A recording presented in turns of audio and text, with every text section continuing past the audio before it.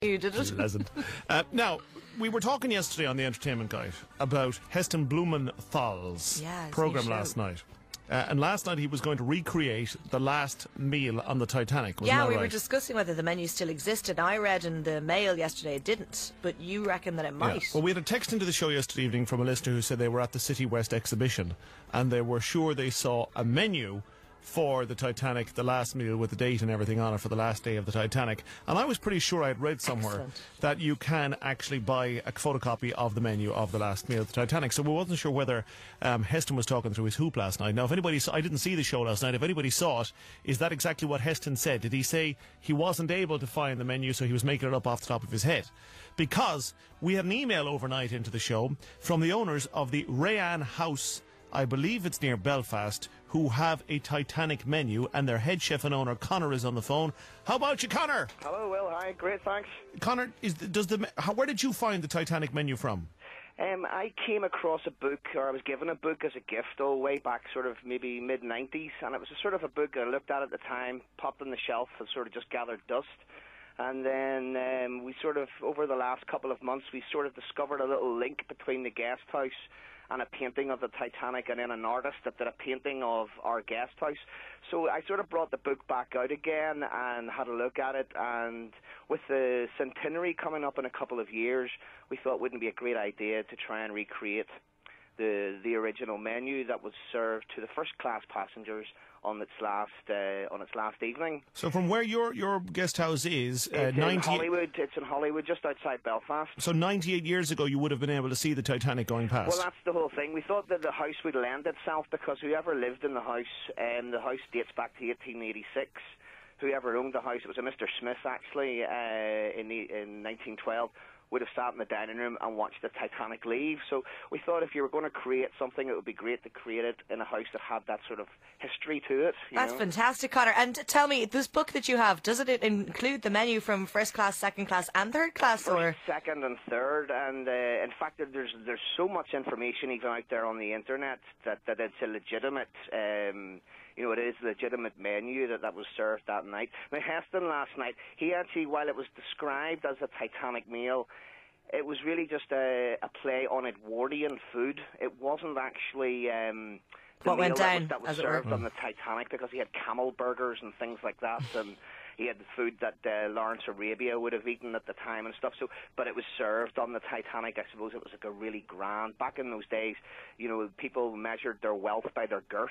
Oh, right. Conor, what you're basically saying is Heston is a spoofer. Is what you're basically saying. Yes. Right. So without gratuitously plugging your own show, but it was a great show. Without gratuitously plugging your own restaurant, what did they eat on the last night in first class? In first class, well, the original menu was actually 13 courses. Oh my God! No wonder it's sorry, that's unfair. So they were really into their food. I mean, it was a big thing. I suppose as well, on the like of the Titanic on an evening, that was all you had to do, if you know what I mean. Right. The food was such a Well, hang on a second. Now, I've seen the movie, and down in the basement, they were doing other things on the last night. They were indeed. Yeah. Mind you, they ate pretty well in third class. In fact, the second class menu was as good for that time as any other ship's first class, to be honest. Wow. So what kind of things did they eat in first clast then? Well, first class, I've narrowed it to 9 courses because 13 I think is just a little bit too much now. And they sort of mixed things around. They almost finished just prior to dessert with foie gras and terrines of pâté, and I thought for today's taste that probably wouldn't work. But I've started with the original, which is a recipe for the hors d'oeuvres that night, and they were like oysters. They were called oysters a la Russia, which is a Russian oyster, and it's with chopped tomato and vodka, obviously, Tabasco. That sort of got your taste buds kicking in there. It was a soup course of cream of barley, finished with Bushmills whiskey and cream. Then we have an asparagus and watercress salad with a champagne, saffron vinaigrette and roasted squab, which is like a little baby pigeon. Again, at that time, it was very popular to eat sort of squab was actually the term used for young crows or really any young bird at the time. Wow.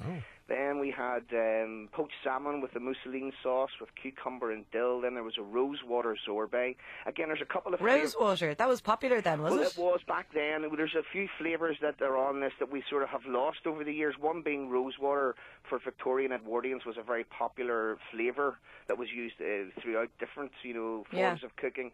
And then we have a fillet steak with foie gras and truffles with a cognac Madeira wine sauce. And then they finished with one of the sweet choices that night was spiced peaches and chartreuse jelly with French vanilla ice cream. Gosh. Again, chartreuse is a flavour that we sort of have lost, but is a superb flavour to work with for cooking as well. Conor, it And sounds then incredible. cheese and coffee, so it was quite a lavish meal, you know. You need the Gaviscon after that. Conor, you said it well, I have to say. Rayanne House is Conor's guest house where they serve this menu. Is this on a nightly basis you serve this menu? Well, we've a wee niche here that we do private parties.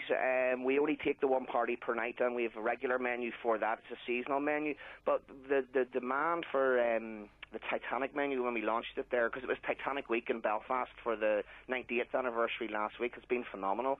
So we're going to open up a few nights a month for 2s and 4s, etc. So I suppose the best way for people to find that information, that will be posted on our website at rayannehouse.com. Fantastic. Conor, thank you very much for joining us. Absolute pleasure. Listen, thanks a million. And, Great to chat to you. Heston is a spoofer. Fantastic. Thank you very much, Conor. I'm wondering, though, is there a restaurant in Cove that does it as well? Because anywhere that's got a connection with the Titanic must try and cash in on it. There's a That's restaurant. a great idea, though. Restaurant in New York. Imagine having 13 courses. If there's anybody listening in Cove, does your restaurant serve something that was served in the Titanic? And You just want somewhere nearer to you. Yeah, no, I don't want somebody texting and going, well, we serve ice cubes in the drinks. No, that doesn't count.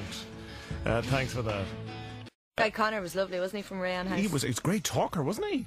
I could have chatted to him for ages. If we ever need kind of a chefy, kind of a foodie fellow, he's the man He's to our ring. man. He's a great talker, I have to say. He really sells his place well, I have to say.